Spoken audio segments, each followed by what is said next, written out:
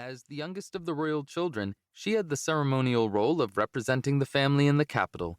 She was only 8 years old, but she was already making a mark on the nation.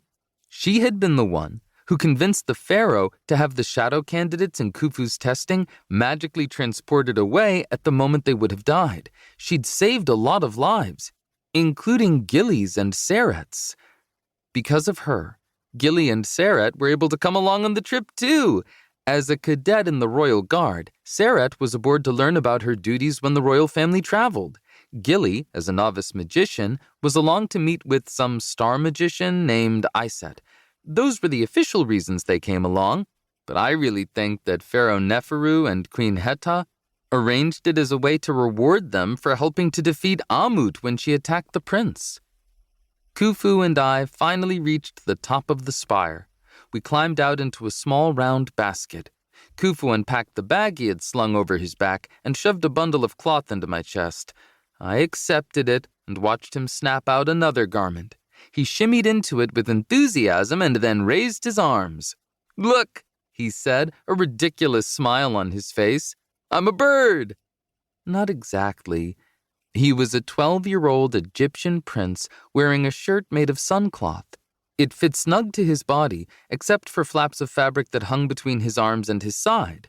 Wings, so to speak.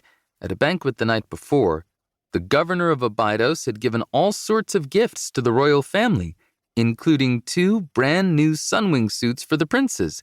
They'd been designed right there in Abydos. The pharaoh had thanked him politely, but after the banquet, he had forbidden Khufu from using them. "Too dangerous," he'd said. "Untried technology. I can't have you risking your necks with such things." I figured that was the end of that. But Khufu had other plans. He'd woken me in the middle of the night, a huge grin on his face, and the 2 sunwing suits clenched in his hands. Next thing I knew, we were scaling the spire, about to do the craziest thing I'd ever heard of. As I put on my sunwings, I said, "Your father said, 'My father may be the pharaoh, but he's also just my dad,' and—" He stretched, checking the hang of the wings. "Fathers don't always know best." He stopped having fun years ago. "Hey, look, the sun's rising." He was right. Lord Ra had just begun to burn up into the sky. As the first rays touched us, I felt the sunwings hum into life. Energy ran through them, making a tinkling sound.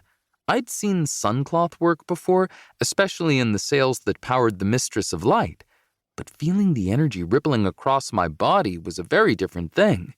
"Cool, isn't it?" Khufu asked. He pulled 2 pairs of goggles from his pack. He handed one to me and then strapped his own on. "Let's be quick, before the city wakes up." "Too late for that," I pointed out. "The city's already awake." The direct rays of the sun hadn't reached the ground yet, but even the hint of it was enough for flying things to begin to hum with energy. It shouldn't have been surprising. Abydos was a busy trade and manufacturing city. It was famed for its traffic jams, and I could see why. The moment the sun made it possible, ships and barges, skiffs and transports began to rise, along with all the flying beetles and dragonflies and sunboards that went along with them. Khufu flung a leg over the railing, got his footing on the outside, and then looked over his shoulder at me. The green glass from his goggles made his eyes look bulbous. "On the count of 3. Reluctantly, I pulled my own goggles down over my eyes. "Prince, I'm all for having fun and everything, but I really think—" 1. I scrabbled over the railing. "You should reconsider." 2. I had just enough time to get the railing at my back, holding on with both hands. "I mean, we could get in trouble, me especially." 3. Chapter 2. A quick study of falling with style. Khufu let go, leaned forward, and dropped away from the tower like a diving hawk. I dove after him, plummeting toward the earth at incredible speed. The wind roared in my ears. It yanked my body around. My arms and legs lashed at the air like I was swimming. But I wasn't. I was dropping like a stone, a thrashing, panicked, out-of-control stone. Khufu pulled away below me. He fell even faster than I did. He cut through the air head first, with his arms pressed to his sides and his body rigid as a spear. I tried to follow his example.